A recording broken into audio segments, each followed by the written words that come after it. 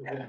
We're welcome everybody as we continue our class on the disciples of the Maggid of Mezeritch and the early Hassidic masters, and we've gone through some of the great students of the Maggid, Elimelech of Lozinsk, and there's Reb Zusi of Anikol, and we did Levi Yitzchak of Berdichev last week. And today we're going to be looking at the story of Menachem Mendel of Vitebsk, who is kind of unique because he took his whole community with him to Israel.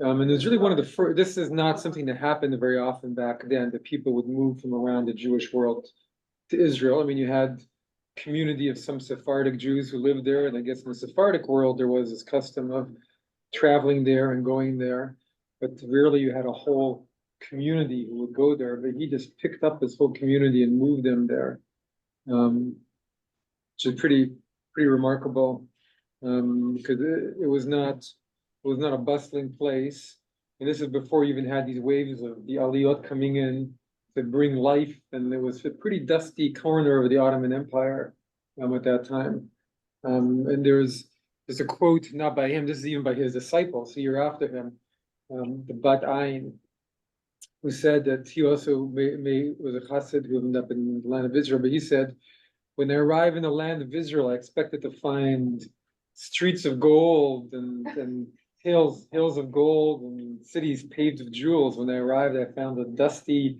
city, and as it was until not so long ago. But then he said that 20 years after he arrived in the land of Israel, he had a big feast and he invited all his friends, and he said, this is what happened when I first arrived, but this morning I looked out the window and I realized the hills really are of gold, if you have but the eyes to see them. And so Menachem Mendel also had this experience, and we'll get to it afterwards from the stories, but he has this story that says that when Menachem Mendel, after he'd been in Israel for 20 years also, or 15 years, he said, I know that the air of the land of Israel does make a person wise, because before I arrived here, all I wanted to say is one bracha with the proper intention. And now that I'm here, all I really want to say is the word amen was the right intention. But Menachem Mendel grew up literally in the house of the Maggid of Mezeritch, even as an 11-year-old boy. And there's a story that once he was walking through the Maggid's house. It must have been a pretty unusual place because he was such a charismatic, big spiritual figure, even though he had physical ailments. He stayed at his home, and he saw the boy had this mischievous grin on his face. And he said, what's this mischievous grin on your face? And he said, I don't know. And he said, well, how many pages of Talmud did you learn today? And he said, 6 pages. He said, you read 6 pages of Talmud and you still have this mischievous grin on your face. I need to take you to the Baal Shem Tov. So he took him all the way to Mezeritch, and then in Mezeritch he saw the Baal Shem Tov, and there was also Rabbi Yaakov Yosef of Polonia, who was one of the greatest students of Baal Shem Tov, and the Baal Shem Tov looked at Menachem Mendel and told him a story about a plowman and an ox. The story isn't recorded anywhere. They say that the Maggid, he was 11 years old, he didn't understand anything what the story was about. The Maggid understood the full story, and Yaakov Yosef understood half of it. But he said to him, this story is going to be the story of your life. And even though you've got this underneath your mischievous grin, you have a great soul. So they say Menachem Mendel for the rest of his life was trying to figure out the story. And then one day, when Yaakov Yosef of Polonia was dying, and he was a Rebbe just before he left to Israel. He went to visit him just as he was dying, and he arrived in his group. And he arrived in a big kind of fancy carriage, and the students of Yaakov Yosef Polonia said, who is this guy coming to see a rabbi in a fancy carriage? Don't they know our rabbi likes humble people, not someone who arrives in a fancy carriage? And he came out, and because this is the way of the day, but he wasn't even wearing a hat, which was a sign of respect, didn't have a belt on, and had a big long pipe. And they said, our rabbi is going to throw this guy out because of his lack of respect and humility. When he came in, he was greeted like an old friend And the first thing that Yaakov Yosef asked him was, "What about the story of the plowman and the cow?" And he said sadly, because he knew he was going to Israel, he said, "I realized I'm far more than halfway into this story. He didn't have that much time left." And then when he left, the student said, "How could you receive this guy? He's so impetuous." And he said, "You know what? A great king is going to hide his most beautiful jewels inside a cinder of ashes." And he said, so this is the same with humility. He hides his great humility inside a cinder of vanity. So saying this, he was actually a very humble person, but he didn't wear it on his sleeve. But those who knew that he was really really a humble guy. Since we're talking about obviously more great stories about him, but there's a story that his job was to blow the shofar in the court of the Maggid of Mezeritch every Rosh Hashanah, and so the Maggid of Mezeritch, he would come out and he would call out, right? We do here Tekiah, Tua, and he would call out the sounds, and he would blow the shofar. Later in life, the Maggid himself was getting very old. He couldn't even come out of his room, so he would just cough the other side of the door, and then he would blow the shofar. But the one year, Menachem Mendel couldn't be there. He was probably preparing to go to Israel. And so instead, Levi Yitzhak of Berdichev he was this great, right, a great chassid, was asked to blow the shofar. So he stood on the other side of the door, and when you heard the first call out, he saw a great light and he fainted. And so afterwards, the Maggid of Mezeritch said to him, he said, "What happened?" He said, "Well, I saw this great light, it was too much, and I fainted." And he said, "You know what? Menachem Mendel used to see an even greater light, and he was not afraid." Uh, uh, and so, story. So we'll see as we study his text, how profound his Torah was. Really beautiful Torah he had, Menachem Mendel, and really deep spiritual and mystical ideas. But anyway, eventually he had these ideas, right, of going to Israel and getting all of his followers ready, and most of his followers didn't want to. Not everybody wanted to go with him because it was a big trek and it was completely unknown, and obviously it was, a dangerous trip. And how would they make ends meet to go there? And surely enough, when they arrived, within a few years, just like the Aliyot, he went there in 1777, right after the Magi died. So this is a good amount of time before the first Aliyot.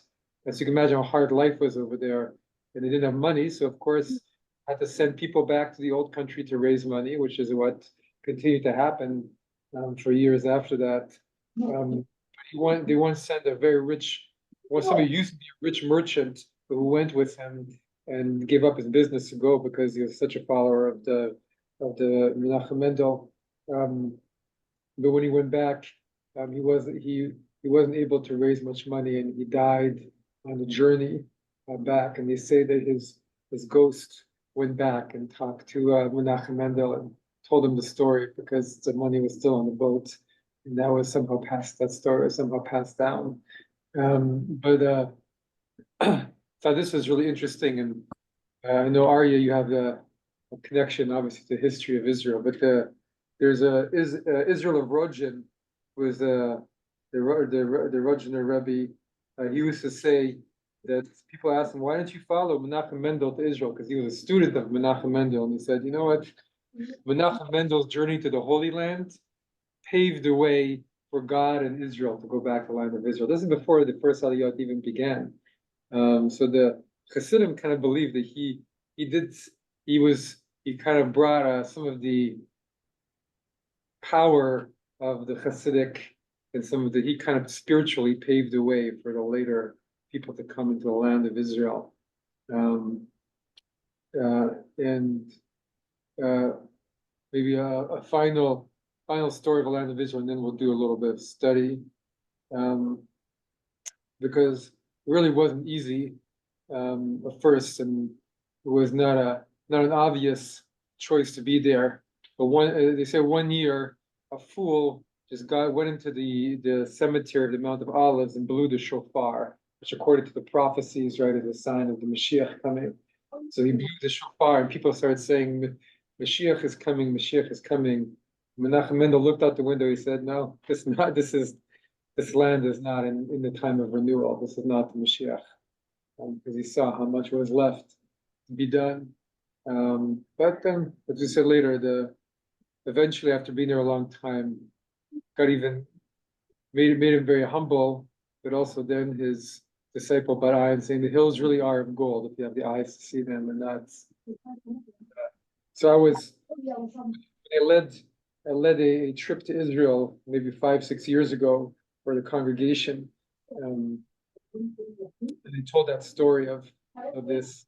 You can't always tell that the hills are made of gold, even though now Israel is obviously vibrant, and even when I was a kid in Jerusalem was a lot more dusty and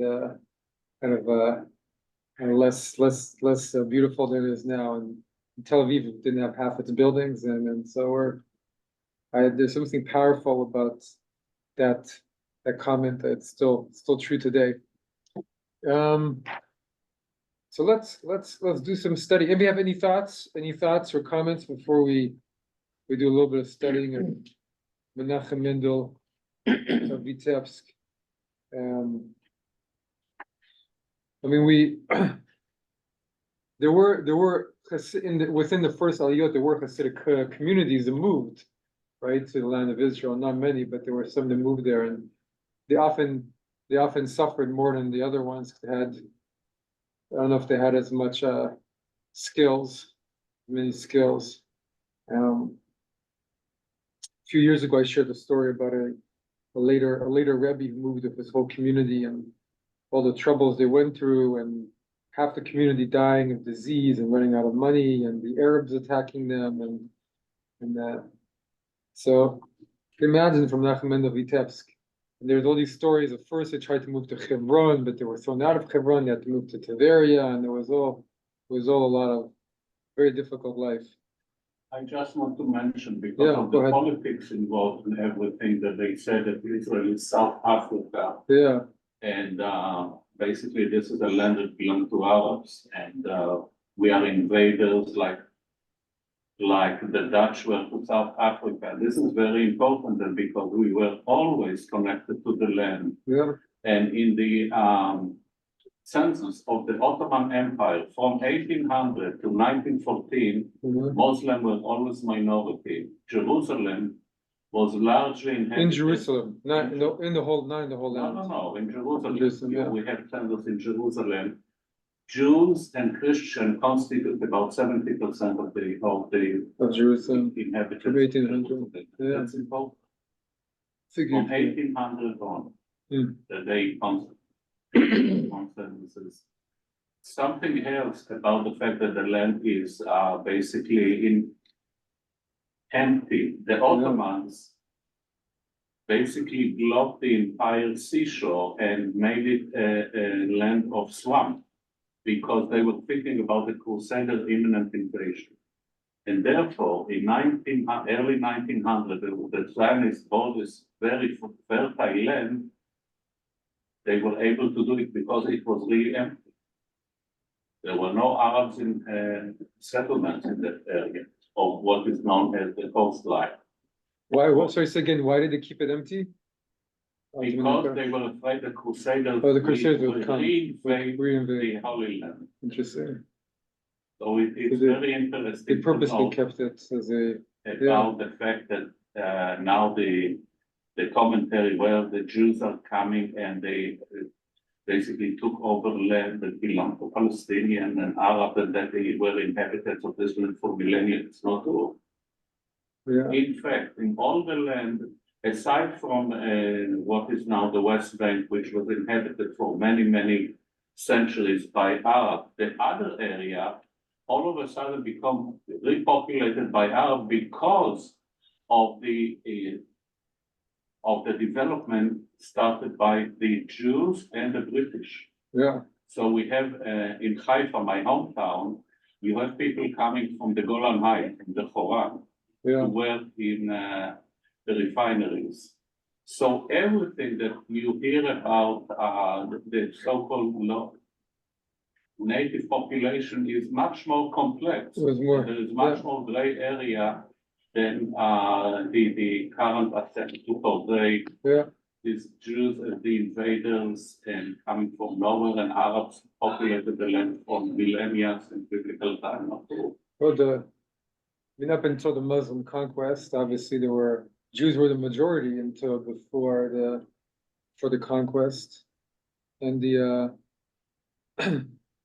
I mean, throughout the Middle Ages, Jews, maybe not in big communities, but Jews were always walking from the term Palestine, since I don't teach this class, Palestine was coined by the Romans. For the Romans to punish the Jews. To humiliate and demonize and basically say to the world, the Philistines, who are the great enemies of the Jews. Enemy of the Jews, we are going to rename the place in order to humiliate the Jews forever. Those who rebel against the Roman Empire are punished. That's how they are punished. Yeah. I just came from Italy. If you go to Piazza Venezia, the Roman Forum, you have a map, a Roman map from the 1st century AD, with all the conquests of the Roman Empire. Where is the land of Israel? It doesn't say Palestine, it says Provincia Judea. So, well, it was Judea. There's something so ironic. In the end, this became the identity of the Palestinians, is this name Palestinian, which was throughout the Ottoman Empire and throughout Arab country, it was never called Palestinian. It was district of Aleppo, district of Constantinople. The revival of the term Palestine came with the British in the 18th, 19th century. The Romanticism of let's go to origins. For them, origin was going the Roman naming of the area of Palestina. So we have archaeologists, and they started this new glamorous vision of Palestina. Well, it's true. The creation of identities in the 20th century was all, and 19th century was done in many ways piecemeal, taking stuff from the past. Even remember reading an article about how the kilt of the Scottish wasn't even a majority concern to Scottish people until it was brought and made their central symbol, or one of the central symbols in the 20th century or late 19th century. But obviously we have communities who were giving there, and Jews were pining for the Holy Land through poetry and through prayer for thousands of years. In 1777, quite early for this community to be there. I wonder how many Ashkenazi Jews there were. 1777 in the land of Israel. Probably not too many. No, but about demography. Yeah. Jews constitute up to the final defeat by the Bar Kokhba forces. We were 10 million people. Roman Empire had 50 million. Can you imagine? We were huge in numbers. Yeah. And after the 2nd century AD, we were decimated, and we dropped to 1.7 million. Yeah. And well, it's true. And this is why we now say that as Jews we don't proselytize. Now that's really an effect of exile. But before, Jews did proselytize, and we were such a huge proportion of the Mediterranean area and of the Roman Empire.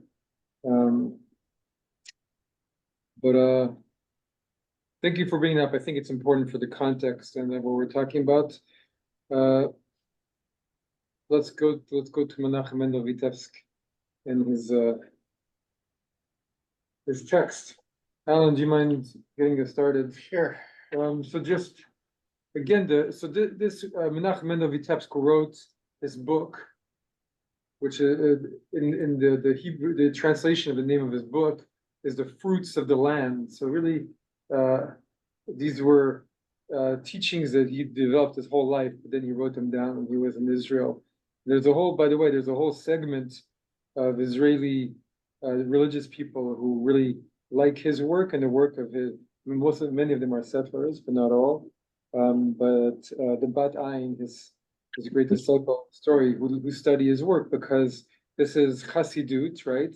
But it was developed in the land of Israel, so they believe it has some of the spiritual quality of the land of Israel.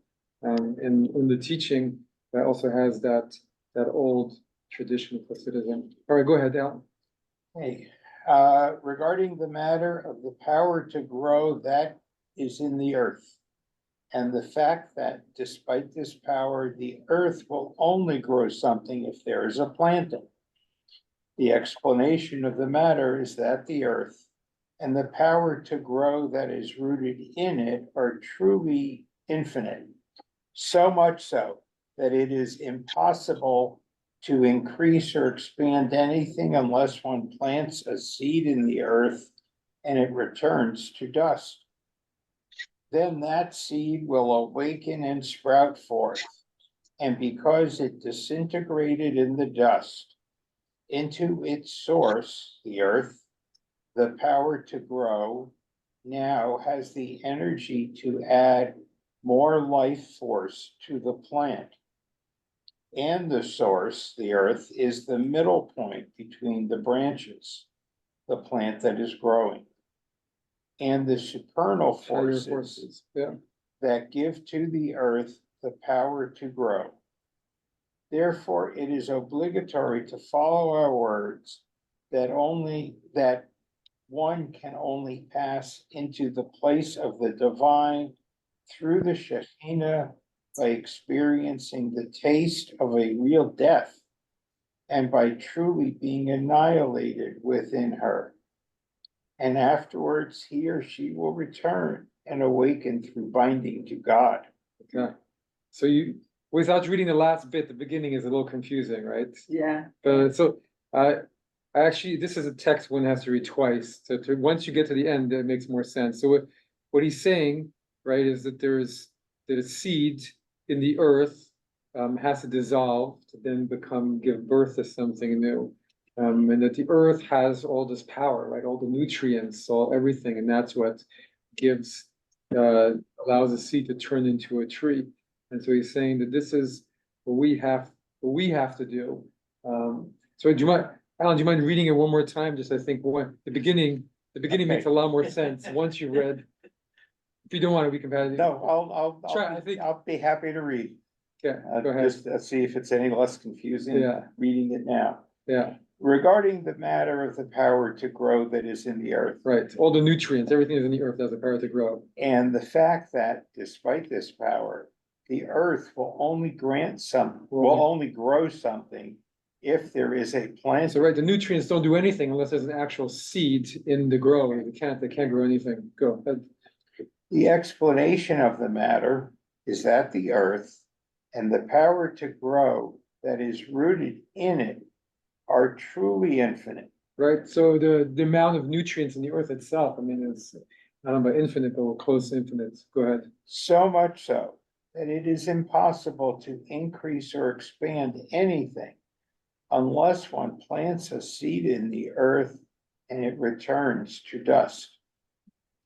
Then, So you need to, the seed has to return to dust for it to then grow.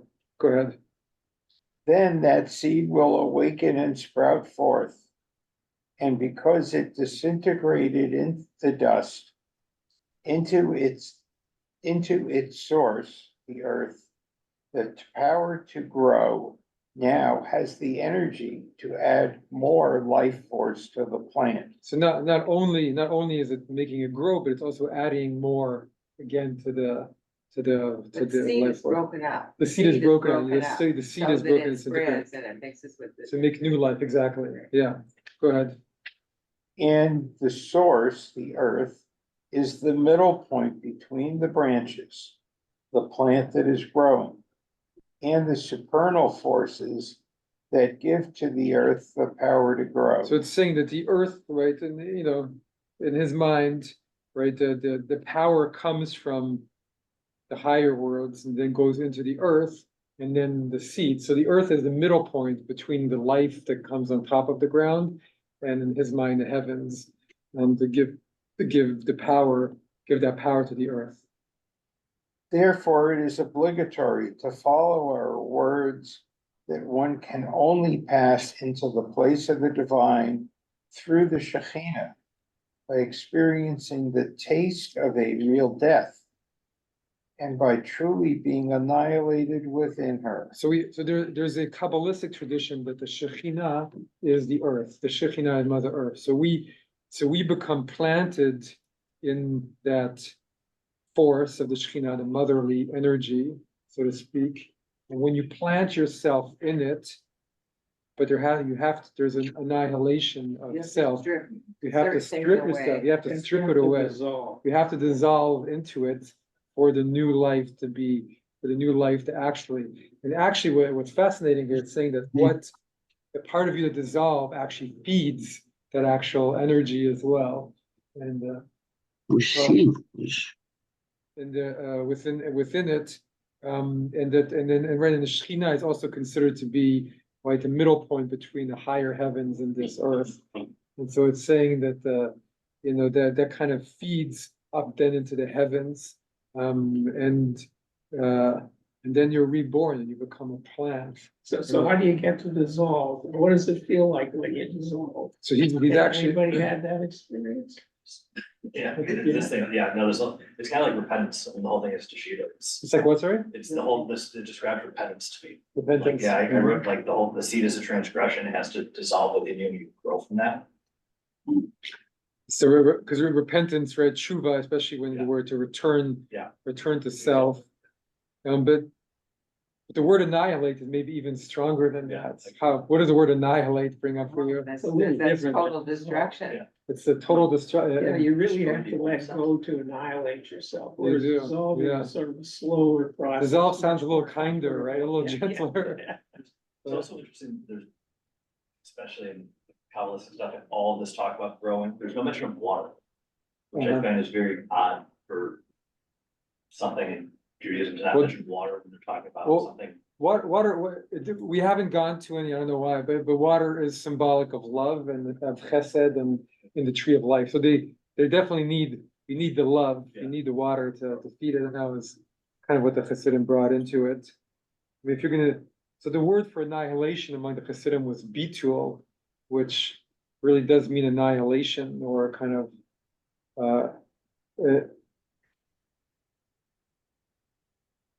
what does that bring up for you? Annihilation of self.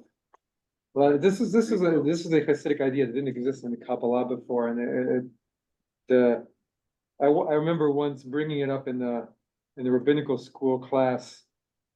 I was teaching my classmates. My classmates did not like this idea of annihilation. They said, Well, it depends what's getting annihilated. For Mhm. example, if it's just your surface structure, yes. if it's just your personality, if it's just your past, then there's something left. And in fact, that's what people want, is they Mhm. want to be able, the Hasidim would like to Mhm. be able to dissolve what they call the ego. So to Yes. speak. So they want to annihilate the ego, which is the social, Mhm. social conventional part of ourselves that we Yeah. learn as children to be. Yeah. So if that goes, then you're left with something that's more interesting.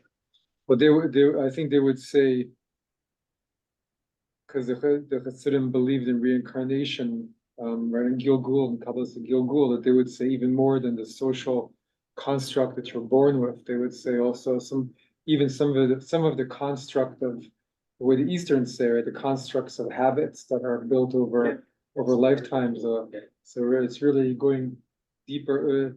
So right, what's the Hasidic interpretation of God's command to Abraham? Right, Lech Lecha, go forth from your land, from the land of your birth, Moldatecha, and from the house of your father. It's like go away from all the things that you've learned, right? You have to go away from. I mean, this is even not the Chassidim. This is the basic commentaries, but go away from the habits that you learned in your land, right? What you're talking about. Go away from the ways of thinking and the ideologies that you grew up with. And this says even go away from your father's house. So even go away from the ideas that your parents taught you to really latch on to who you are, to what's deep in. So they say that's what Abraham and Lech Lecha, right? Go to yourself, right? So he had to go to himself, which was beyond all those things. And there's actually for Pesach coming up, there's this beautiful teaching that the four cups of wine at the Pesach Seder are about increasing levels of freedom, and the greatest freedom is about even being free of all. Intellectual freedom is being free of the ideas that were planted in you by other people when you didn't have the capacity to make a difference between them. I mean, some of those ideas you might want to bring back or keep, but to take a look, and to be more and more free into the final cup of spiritual freedom too, which There is used to be a bookseller Yeah. on Dearborn Street. I Yeah. used to go in there. His name was Ben Fine. This was about Uh-huh. 40 years ago. Mhm. And so he had all of these strange books that I seem to have been interested in. But anyway, he told me something that was very interesting. He said, in order to start this process, you have to destroy the tables and chairs that you sat at in Hader. Uh-huh. So anyway, that's the same sort of notion as you have to deconstruct all of your teaching. So anyway, so I took this very seriously at first. And I went home, I didn't destroy the tables and chairs, but I assumed the tables and chairs were the multiplication tables. So what I did was I reconstructed the multiplication tables. So 3 times 4 is 11. I would go through all of this stuff. And I mean, I didn't lose my ability to add, subtract, multiply. And You didn't lose it. No, I didn't lose it. You just But lost your mind in the I didn't lose my process. mind in the process, but it was interesting because it seemed to be freeing at the time. Interesting. And Bonnie, you're still married to him all these years 60 later? Years in June, 60 Just years. Wow. we'll go to the supermarket. You see. Yeah, so I can still make Say- change. Still make change. Good. Are we, Go ahead. are we supposed, I mean, just my Go for it. concreteness that Yes. is getting in the way, I think. But when we talk about planting the seed and it returns to dust, Yes.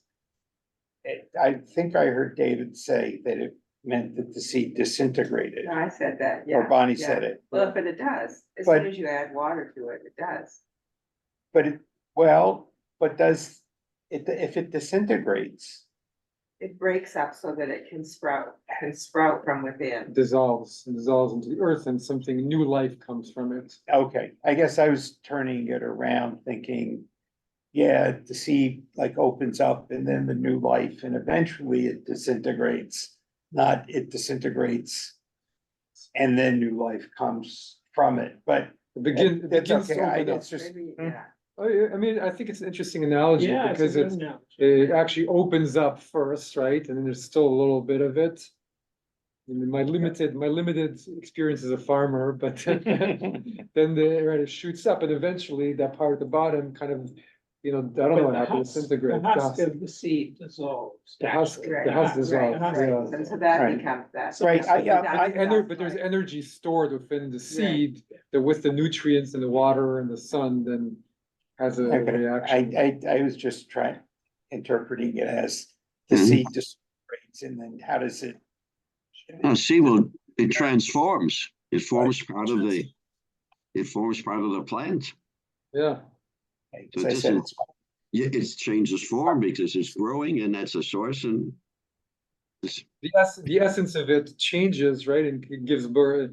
And so I think it's a beautiful analogy actually, because it's saying that it's the same thing with, that when we put ourselves into this mystery, there's the Shekhinah, and trying to dissolve ourselves into it, and there's something new that's born within that reaction, a new self that's revealed. I mean, you could say it's new, or you could say it was always there the whole time, but it was just covered up. And then the other part, because you see, he does say, and afterwards he or she will return and awaken. So there is return and awaken. It's more of an awakening through binding to God. But so this is this is what we've been talking about all these weeks. This idea of binding to God, and read the commandment in the book of Deuteronomy that it's all about that the purpose of all the commandments are the davek bo, right? To attach yourself to God, or to glue yourself to God, to bind yourself. So let's go to the next comment, and we'll see how. I think we can see through the development how the Baal Shem Tov had these big ideas, but the further you go down the generations, you see how they all developed them into much more particular ideologies and practices. Right. Go ahead. David, You want me? yeah. Okay, the central worship of God is to bind oneself to God in each and every attribute. Each individual people of Israel is really a part of God on high, and he or she can unite himself in total oneness with God without any barrier or separation. And for the first human being formed by the hands of God, one mitzvah was enough for him, and you will bind yourself to him. Okay. Again, it's a little bit dense, but the central worship of God is to bind yourself in each and every attribute. What does that mean in each and every attribute? Well, God was supposedly has an infinite number of attributes, according to Spinoza anyway. So somehow, what would that feel like to bind oneself to a thing that had an infinite number of attributes? It's also a sense of dissolving in some way. So it's also, I mean, if you think about it, if we, in our love should be bound to the divine love, right? And our sense of peace should be bound to the divine peace, and our compassion. Yeah. And that's that way you're linking yourself to a much greater source. Yeah, exactly. You become one with those attributes, and you become a vessel for those attributes. Right, he or she can unite himself in total oneness with God without. So by doing that, you remove the barriers, because you're focusing in yourself, and those qualities are infinite. Yeah, and you become as if Yeah, God himself. Yeah. Okay, so the experience you should have when you're doing this, when you're studying this, and you're meditating about this, is you should feel yourself to be the divine. should feel that you're one without any barrier or separation, which is again that sense of dissolution or get that, because you're removing any barrier. Have you felt that? Yeah. And your past is a Christian past. No, I was a staunch atheist and didn't believe in a soul until 2018. Until 2018. Yeah. And something sort of magical happened. My second wife was a Buddhist, like her mom grew up in a Buddhist monastery. We meditated a lot, and had an experience that was actually described in his dad's book to a T, where I was in the Sapphire Kingdom. Didn't know what it meant. A sapphire. Sapphire, like I would call it the atrium to the palace of God now, but then I didn't know. That the feeling about presence and everything being okay has never left me once. Oh, that's wonderful. You know, the sapphire is also mentioned in the Torah a lot. The No, sapphire- I did not. sapphire He read that stone. part of my father's book, which is all about Your father's the into the sapphire too? sure, yeah. Okay. The tzitzit, right? The tzitzit is there's a thread which is the color of sapphire, and the throne of glory is sapphire, and the sky and the sea and Ezekiel, obviously in Right, the and guide. Ezekiel's mystery. Guy talked a lot about I had read his father's book a year before I came here. Didn't know that was his dad's book. Oh, really? Yeah. so the king. Yeah, randomly found him, happened to figure out who that was through one of these classes, yeah. But yeah, it's quite amazing. Not that many people read his book, especially that first one. And you have this experience and you haven't lost your mind? Oh, I did. Oh, my mind was already gone. I Oh, found you- it a little bit more, but yeah, no, my mind's gone. That's, Well, your Yeah. mind doesn't seem to be. I lived in gone the middle of the mountains in Idaho for 2 years and basically did nothing but like meditate for about 2 years. What? Oh, that was I sort of didn't interesting. know you did that. Yeah, that's right before I came back in October to Chicago. That's all I did. Oh, cool. So, Idaho took 2 years and just did nothing but think. Really? 2 Oh, years. great. Legit. Yeah, it was a lot. And to this day, you do a lot of reading and Somehow studying. in the process, you decide to become a Jew? Your Yeah. father-in-law. My right? step, my Step- stepdad, your yeah, my stepfather, stepdad and was then 9 stepfather. Jewish. Yeah. Oh, So it stepfather. was just kind of, I looked at people who were good and was like, yeah, he's the best guy I know, I'll follow what he did. Oh, okay. We're Very interesting. love having you in this class and community. But, well, I mean, I think that that once you have that experience, and there's, I mean, I think often these experiences, when they come to people, they come in really difficult times in their lives. You have some kind of experience that gives you something, and then you spend years trying to build back to it. But I remember once I was in my mid-20s, and I was working as a journalist. I mean, I've spoken about this from the Bima a few times.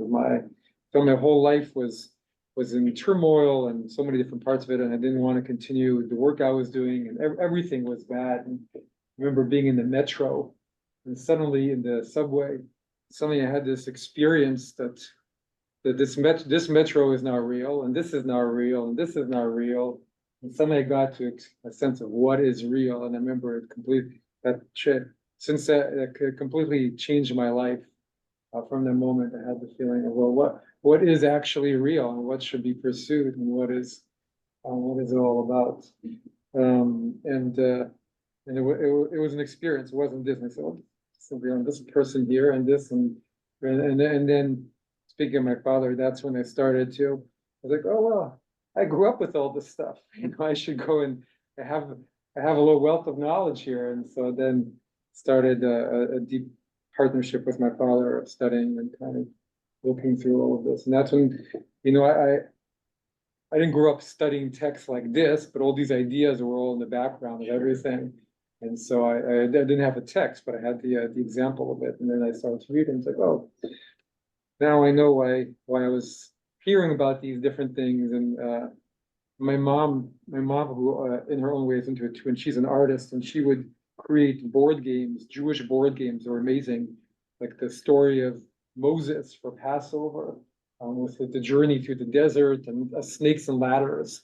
She was an artist, and she made it beautiful. It was just this incredible game, and she snuck in a few of these ideas into it also. Where she once created a cobra out of cork, and it was like going up the cobra was the path of the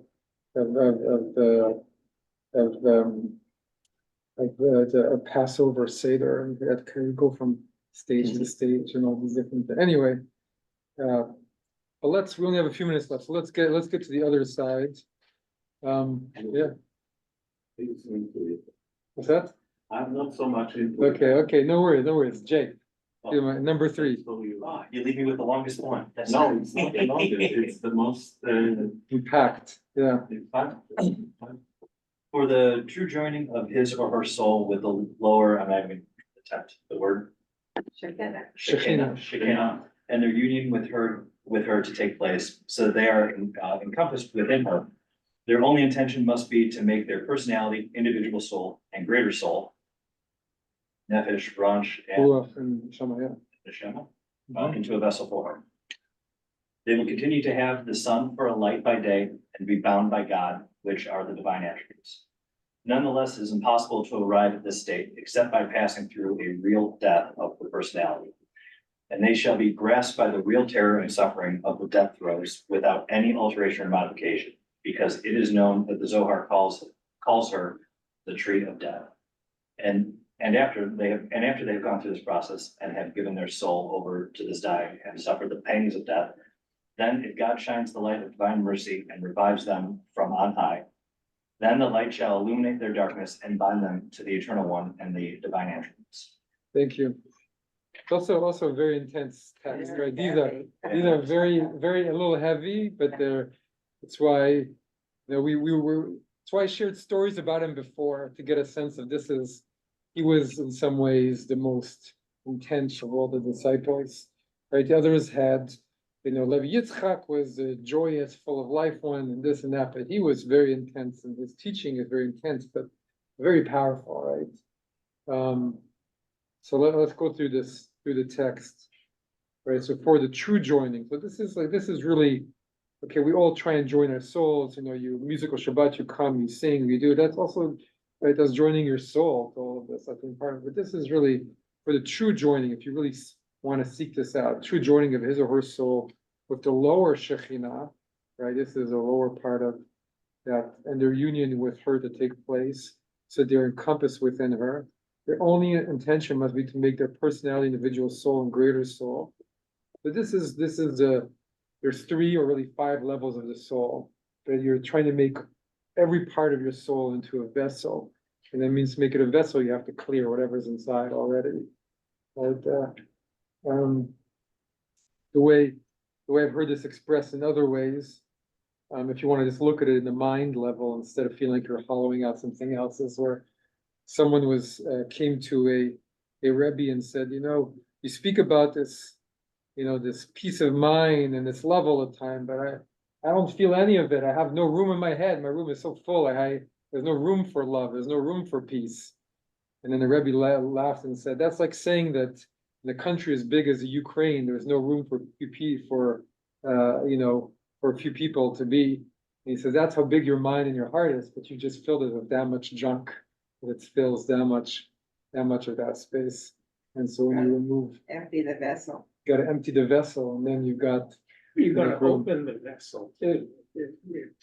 It can't just be filled with stuff, it has to be Or open. break it, I mean, if No, you no, really no, want to get I wouldn't break intense. it, I would drill holes in it actually, but it's, is that how you work as a psychiatrist? yeah, sure. But I mean, listen, in the old days, what they used to do is when you Yes. came to a psychiatrist would literally drill drill a hole holes, in that's your what I was head. saying, You yes, do a take the trepanation. pressure out. So, when I did my practice, I used to do the same thing, but through language. Because it was sort of in bad taste to drill holes in people's heads in those days. Yes, You know, well,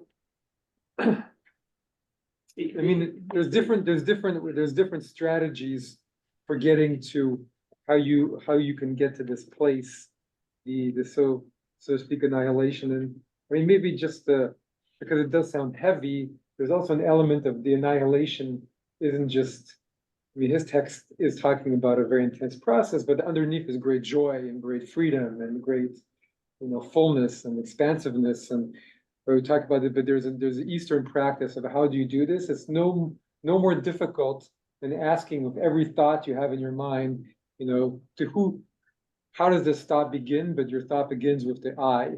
And so, every thought, if you think about it, begins with I wanted blah, blah, blah, blah, blah, blah, blah, blah, blah, blah, blah, blah. So if you retrace that thought and trace every thought and you get to the I, you get to the seed. And so but that in some ways feels like a gentler way of going through this process. Yeah, it's the same thing. But it's the same thing, yeah. Because the eye you're looking for, your pure subject Yeah, is or even sort of behind the eye. ineffable to Yeah. yourself. yeah, It's ineffable to Yeah. yourself. You yeah, can't nail that down. So Yeah. you can have that be anything you want it to be, or nothing at all, or something divine or whatever. but it's the very core of your consciousness and of your being. And so that place is the place of pure consciousness, which is God's, right? Because that pure consciousness is, It's pure consciousness, may not be. well, it's the greater God. It's what's part of the universal. Anyway, it's part of the universal consciousness. Let's continue the analogy, but then they will continue to have the sun for a light by day and be bound to God. So what does it mean? You can need to have the sun for a light by day. You're still living your life in the world, right? You're still walking. It's not like you're suddenly just in a cave forever meditating. You're still living your life. I mean, they had to make food somehow in Eretz Yisrael, right? And they were farmers and doing their thing, and so he worked too. So you're still living your life, but there's a part of you that's bound to that place. Those divine attributes he was talking about in the other. Nonetheless, this is the part that is heavy, powerful, and challenging, and I think actually speaks to us well going into Pesach. Nonetheless, it is impossible to arrive at this state except by passing through a real death of the personality. And they shall be grasped by the real terror and suffering of a death throes, the personality, without any alteration or modification, because it is known that the Zohar called her the Shekhinah, the tree of death. I mean, so it's saying, we're getting very intense, but the personality can be thought of as the ego. It is, You know, yeah, it's the the personality is the ego. And in most sort of meditative practices, Yeah. one wants to remove the ego. Mhm. And the ego resists that. The ego of resists course, that, Resists that exactly. dramatically, Yeah. because the ego is embedded in us from a social perspective. Or And even, it- or it- spiritually from an even deeper perspective, could maybe, be from maybe, lifetimes. maybe, Mhm. yeah. Yeah. But you have to work on the ego. Once the ego goes, then you have sort of a more clear directive. As Yeah, to well, what's there's different levels of it too, for sure. But the Buddhists talk about this too a lot, that there's different stages when the mind rebels, right? And the mind starts to say, wait a second, what are you doing here? You know, and I don't wanna be annihilated, right? And so, so I'd actually, until I read this text in preparation for this class, I'd never seen the Shekhinah called the tree of death, which is very interesting because it's also life. Go ahead. Yeah. It comes to me that Yeah. the mass suicide in Metzada, Yeah, they were talking about the Buddhist interpretation. really? Are we allowed to commit suicide? It's in Joseph and Matthew, when he learns about this, this is what we know. He talks about the Buddhists? Yeah, Wow. I'll bring it, Well, the physical, I don't know of any tradition that encourages the physical suicide, spiritual personality suicide, maybe, but the physical about suicide. suicide. I need to That's, bring. But I mean, I thought you were gonna go somewhere else with it, but I mean, as a Jewish people, we have this powerful idea that out of the ashes of the old comes in the new beginning, right? And I mean, the temple and then rabbinic Judaism, and it's out of the Shoah, right after the Shoah came the birth of the state of Israel and a whole new stage of the Jewish people. So it's deeply embedded in our history too, this idea, even though it's not something to look at as you want to create, obviously.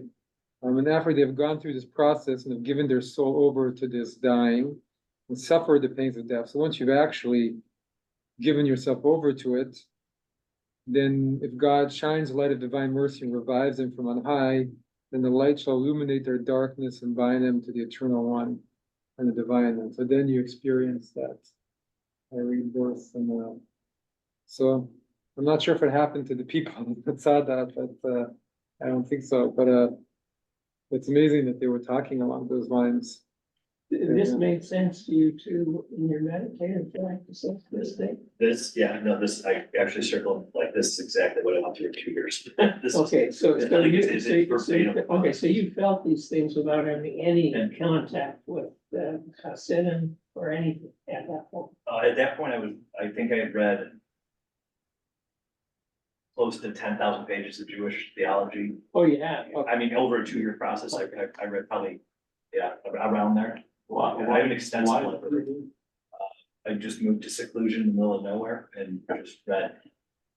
I have a small company with a lot of employees, and I was going through things and I had to keep it together to feed 200 families. So I focused and didn't leave my house.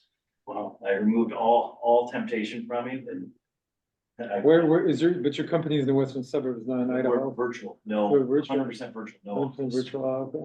Yeah, my business partner and best friend lives in Idaho, so I moved out by him. We found a place in the middle of nowhere and just stayed there. I didn't see another person for, I think the longest I went was 125 days without seeing a person besides virtual.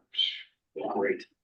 Wow, that's a very, Were you married at the time or not? I was just getting divorced, but it was the reason for the divorce that I just, there was you a, became one it was focus. traumatic, there was a very traumatic incident. Wow, So I'll talk about just afterwards. okay, well,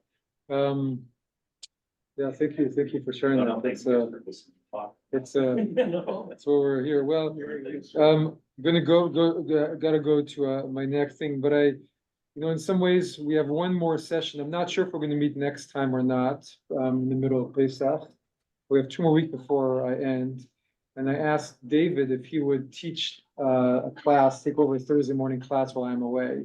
And so you're gonna see a note from from the office with information about it. Thanks for doing that. And as we're really getting to the core of what the Hasidic path kind of became about, right? These ideas. And what I love about the stories that they illustrate how they were living this thing, not just teaching it or reading about it, but they were living it and it was manifesting in their lives, and that it wasn't coming just from intellectual discovery, but it was coming from a force that they passed on between them, which is, as we've talked about before, what gives religion life, and I think this is, as I've talked before, musical Shabbat, bringing in the Hassidic nigunim and other things, is trying to bring a little taste of this life to Judaism, because that's what makes it not something empty, but something that's interesting. We don't always have to completely destroy one's own personality to taste some of it, but the more you bring it, the more religion is alive, and the traditions, I think, are powerful and something you really can pass on from generation to generation with a little oomph to them, and what catches. So a few more weeks left, and Chag Sameach, and have a good day. The group, the whole group here, then the Zoom group, know that you're gonna be gone 4 months. So yeah, I'll be gone. I'll be gone for 4 months. I'm going on a sabbatical. I announced it at the annual meeting back in January, and I'll be sending an email about it, or our president will. And if you look at my May bulletin, I talk about my sabbatical. I'll be going for 4 months, and there'll be people giving Divrei Torah, and there'll be people doing classes, and I have 2 scholar in residences who are coming, and. So when are you going to be there? The high holiday? I'll be back end of high holiday. The reason this year is the reason I'm doing it is because the high holidays are so late. So high holidays don't begin till October. Rosh Hashanah is in October. So I'll be back for Labor Day. And our plan initially was to go to Israel, but I think it's not the right time. So yeah. Very good. Can I ask a real quick question before we, Sure, go ahead. So I apologize for my ignorance here. I have a concept of the Shekinah, but I don't know that it's very good or very accurate. So I mean, Yeah. I've always thought of it as like the presence of God, it was in the temple, or at least that's what I think it was originally. So it's a great question, and it's something that you wouldn't be alone in that. But initially the Shekinah was just a name for the presence of God. Comes from the verb to dwell, right? And this idea that's in the Torah, that God's presence physically on some level dwelt, that there was a tangible presence that dwelt in the tabernacle and then in the temple. And then we have this idea that radiated throughout the land and it protected people. And this is pretty mainstream Judaism. It's what allowed prophecy to happen within ancient Israel. It's what, but then the Shekinah for the Kabbalists, later, the Kabbalists believe that they were transmitting ancient secrets that the prophets had, but then the Shekinah later become the feminine presence of God, and kind of a part of, became associated with almost like a part of God that's like a divine mother, or the Shabbat bride, that was all the Shekinah. But it's and then it also became associated with the lowest of the Sifiyot. So in some ways, it's a boundary between spiritual reality and physical reality, because that's what it is. It's a very tangible spiritual force. It's the most tangible, not the most spiritual and hard to refine, hard to grasp, but that it's kind of like a protective presence that can rest on an individual or on groups of individuals, and it supercharges their spiritual life and their way of being. So it's complicated. Even some people talk about it's the force inside the atom, but it's also the force of life. It's what makes plants sprout and gives all of life. It's like the life force itself. So it's the life force, which is the feminine part of God. It's the dynamic force that protects and that makes religious life vital and alive. Never heard it referred to as the tree of death. The tree of death is different, but if it's life, then it has to be death too, because it's the two sides. I'll say this and then I have to leave, but when I teach Judaism to Hindu people, I often say we're the opposite, right? In Hinduism, you know, they have this belief of like 300 million gods, and that's what they tell, you know, all the people. But then when you get to the most elevated forms of Hindu theology, you say, no, all of that is just illusion. There's really just one being. And I say, Judaism, it's kind of the opposite. We say there's one being, there's only oneness. But then when you get into the most kind of elevated theologies, they say, of course, there's oneness, but within that oneness, there's different expressions. And then you get to Kabbalah, but it used to be. So, Thank you. more next time. Have a nice day, everyone. Bye. Bye-bye.